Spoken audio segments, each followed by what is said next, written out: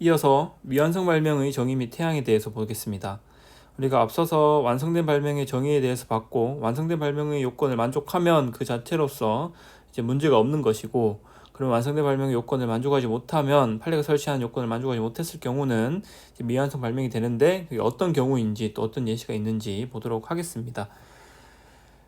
이렇게 판례에서 정의에 대해서 설명하고 있습니다. 물론 여기서는 다 특허법원 판례죠. 그래서 중요도는 좀 낮다라고 보시면 될 것 같고, 일단 정의를 한번 보시면, 미완성 발명은 과제를 해결하기 위한 구체적 수단이 결여됐다. 우리가 수단 아시죠? 수단이 없어요. 그럼 어떤 특정 수단이 없다고 하면 그 목적을 달성할 수가 없기 때문에 이거는 미완성 발명인 것이고, 그 다음에 제시된 과제 해결 수단이 있는데 그 수단에 의해서는 해결이 안 된다. 문제 해결이 안 된다라는 경우는 미완성 발명이라는 겁니다. 이건 읽어보시면 당연히 이해되는 정도고, 그 다음 태양 예시를 보도록 하겠습니다. 이것도 특허법원에서 판시한 내용인데 1번, 2번 정도가 중요하다고 보면 될 것 같습니다. 물론 특허법 판례라서 중요도가 상대적으로 낮긴 하지만 1번, 2번을 눈여겨보시면 되고, 나머지 내용은 그냥 읽어보시면 됩니다. 이해가 되는 정도. 그래서 1번을 보시면, 발명이 복수의 구성 요건을 필요로 하는 경우에는 어느 구성 요소를 결여한 경우, 앞서서 말한 내용과 똑같죠. 결여한 경우 해결하고자 하는 문제에 대한 인식은 있으나 수단을 제시를 못했어요. 우리가 이제 컵 뚜껑을 봤었는데, 가이드 홈부가 있어야 되는데 그 발명을 완성하기 위해서는 가이드 홈부를 수단을 제시하지 못했다라고 하면 과제 해결이 이제 해결되지 않기 때문에 미완성 발명으로 보겠다라는 겁니다. 뒤에 내용은 간단하게 읽어보시면 될 것 같고, 크게 어려운 내용은 아닙니다. 수단이 있었으나 했음에도 불구하고 효과가 없다. 3번 내용이고, 4번 용도를 밝히지 못했다. 5번 그 다음에 실현 가능하도록 완성된 거지만 이게 사회적으로 용납되지 않는 위험한 상태로 방치되는 경우도 예를 들 수 있다라는 겁니다. 이 정도로 간략하게 보시면 될 것 같고, 실제 시험에는 기출된 바가 없고요. 가끔 모의고사에 잘 나옵니다. 그래서 그 점에서 조금 체크해 주시면 될 것 같습니다. 기타 예시 보겠습니다. 우리가 발명의 정의는 자기 창고라고 하고 외웠죠? 그죠? 그래서 자연법칙을 이용해야 되는데, 자연법칙에 어긋나게 되면 그 자체로서는 정의 기준을 만족하지 못하기 때문에 미완성 발명이 됩니다. 그 대표적인 예시로서 에너지 보존 법칙에 위배되는 케이스를 예로 들 수 있다. 그 다음에 인위적인 약속 같은 경우에는 자연법칙을 이용한 것이 아니라고 봐서 미완성 발명으로 보고 있습니다. 이건 사람들 간에 약속하는 거는 안 된다라는 거죠. 네, 다음 넘어가겠습니다. 자, 여기서 요 내용이 중요한데, 법적 취급이 중요합니다. 요 내용이 실제로 시험에도 많이 나오게 되고 그런 부분입니다. 그러면 우리가 완성된 발명을 받고 이제 미완성 발명을 받습니다. 그럼 미완성 발명이었을 때 어떻게 되나, 취급 이렇게 연결되는 거죠. 그죠? 완성 발명 그 자체로 끝나는 것이고. 그래서 법적 취급을 보시면 성립서 흠결로 인한 거절입니다. 두 문자를 취급에 대한 내용의 두 문자를 따두었으니까 이렇게 한꺼번에 모아서 암기 정리하시면 될 것 같습니다. 1번 목차 보시면 성립성 흠결로 인한 거절입니다. 어제 설명드렸었죠. 그 내용이 제가 언급드렸던 바와 같이 혼시규정으로 볼 근거가 없다. 우리가 발명의 정의규정이 거절 이유는 아니지만 정의규정을 만족하지 못하는 것을 등록시켜 줄 수는 없다라는 겁니다. 그래서 무엇을 만족하지 못했음 이유로 산업상 이용 가능성 본문, 29조 1항 본문 같은 내용은 조문 번호는 외워두셔야 됩니다. 실제 시험에도 이렇게 나온다. 그래서 이렇게 우회적으로 거절한다. 그래서 수법이 2조 1호로 거절된다, 이런 멘트가 있으면 다 틀린 지문이라고 했습니다. 그죠? 그 다음 명세서 기재불비 보겠습니다.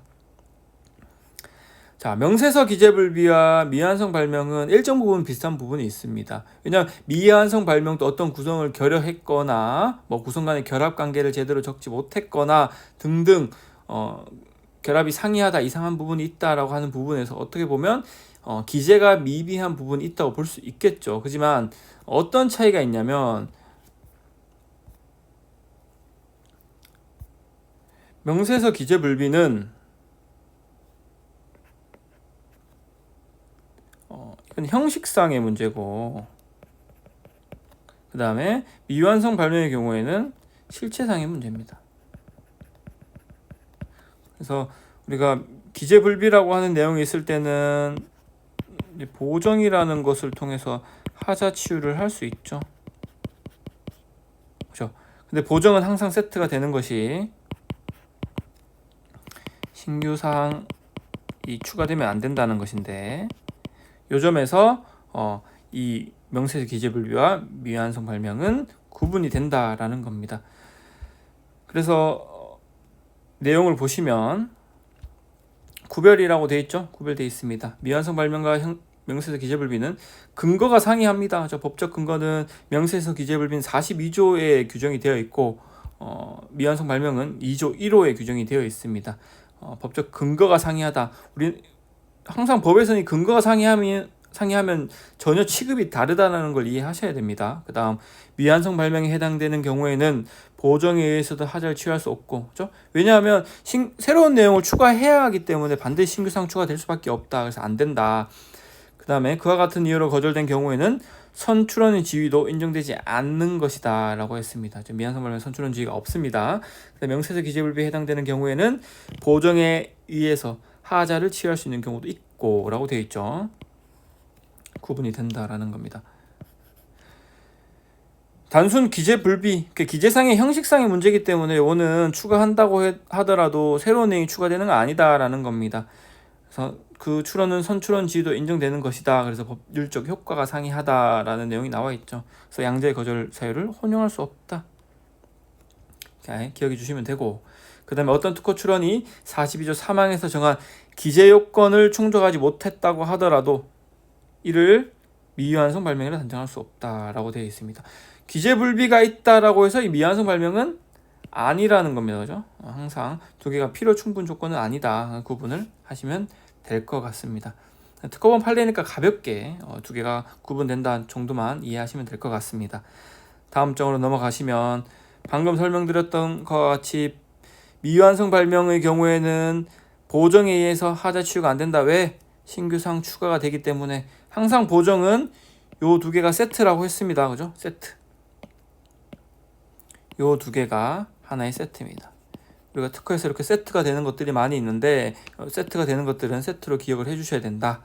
그 다음에 4번 목차를 보시면 선출원의 지위 및 확대된 선출원의 지위가 불인정된다라는 겁니다. 요 내용은 뒤의 내용과 좀 같이 볼 필요가 있는데 신규성 등의 인용 발명의 지위는 인정된다라는 점이죠. 차이가 특이한 점이 뭐냐면 우리가 출원을 합니다. 그렇죠? 그리고 공개가 되죠. 그럼 어떤 사람이 출원했을 때 을이라고 하는 사람이 만약에 이때 출원하는 것과 이때 출원하는 거에 취급이 조금 차이가 있죠. 그죠? 이때 출원을 하게 되면 선출원과 확대된 선출원, 만약 공개됐음을 전제로 그것이 문제되고, 여기서는 이제 신규성 또는 진보성이 문제된다라는 겁니다. 근데 보시면 미완성 발명에 대해서 확대된 선출원의 지위와 확대된 선출원 지위를 불인정합니다. 불인정한다. 그래서 선출원 지위에 대한 판례는 특허법원 판례여서 잘 나오진 않습니다. 그렇지만 요 확대된 선출원 지위는 대법원 판례이기 때문에 좀 중요하게 보셔야 되는데, 어떻게 나와 있냐면 다른 특허 출원서에 첨부한 명세 또는 도면에 기재된 발명이란 확대된 선출원의 지위에서 요 내용이 나오죠. 거기서 그 의미는 그 기술 내용이 타 특허 출원, 다른 특허 출원서에 첨부한 명세서 또는 도면에 기재되어 있는 것으로서 기재 정도는 그 기술 분야에서 통상의 지식을 가진 자가 반복 실시하여 목적하는 기술적 효과를 얻을 수 있을 정도까지 구체적 객관적으로 게시되어 있는 완성된 발명, 우리가 완성된 발명의 정의를 볼 때 봤었던 내용입니다. 그대로 나와 있어요. 그래서 확대된 선출원의 지위는 완성된 발명이어야 한다라고 하는 거죠. 그런데 D를 가보시면 미완성 발명의 이 경우에 신규성 등의 인용 참증의 지위가 될 수 있느냐, 인용 발명의 지위가, 즉 여기서의 지위와 여기서의 지위가 조금 차이가 난다라는 겁니다. 지금 보면 갑이 미완성 발명을 출원했다고 해볼게요. 그러면 선출원의 지위와 학선출원의 지위가 없기 때문에 얘는 등록이 되고, 그죠? 얘는 뒤에 결론만 보시면 어쨌든 대상이 될 수 있다라고 하니까 여기서는 지위가 인정될 수 있다라는 거죠. 여기서는 그러면 등록이 불허된다. 만약에 신규하거나 진보하지 않다고 하면 이렇게 차이가 있습니다. 그래서 미완성 발명을 언제 출원했느냐에 따라서 미완성 발명 출원한 거에 대해서 제3자가 언제 출원을 했느냐에 따라서 취급이 달라지게 되는 문제가 있죠. 그래서 문제가 있긴 하지만 지금 이렇게 되어 있습니다. 이렇게 구분을 하시면 되겠고, 여기서 다시 인용 발명의 지위가 될 수 있느냐를 보시면 신규성, 진보성 판단에 제공되는 대비 발명이나 고안은 반드시 기술적 구성 전체가 명확히 표현된 것뿐만 아니라 미완성 발명 고안 또는 자료 부족으로 표현이 불충분한 것이라고 하더라도 기술 분야에서 통상의 지식을 가진 자가 경험치에 의해서 극히 용이하게 기술 내용 파악이 가능하다면 대상이 될 수 있다라고 되어 있습니다. 이 내용 많이 나오죠? 중요하다라고 보시면 될 것 같고, 그 다음에 6번 목차 보도록 하겠습니다. 착오 등록 시 권리 범위를 불인정한다. 무효의 항변이 가능하다라고 되어 있습니다. 이 내용은 뭐냐면 우리가 특허 출원을 하게 되면 심사 절차를 거쳐서 등록이 되면 특허권이 발생됩니다. 특허권이 발생되면 뒤에서 배울 내용이긴 하지만 행정행위, 우리가 심사라는 행정행위를 통해서 등록된 거기 때문에 행정행위에 공정력이 있다고 합니다. 그러니까 어떤 소정의 절차를 거쳐서 등록이 됐기 때문에 여기에 무효 사유가 있더라도, 우리가 특허는 사후적으로 무효를 시킬 수 있죠. 하지만 무효 사유가 있다고 하더라도 그것이 뭐에 의해서? 무효 심판에 의해서 무효가 되지 않는 한 유효하다라는 겁니다.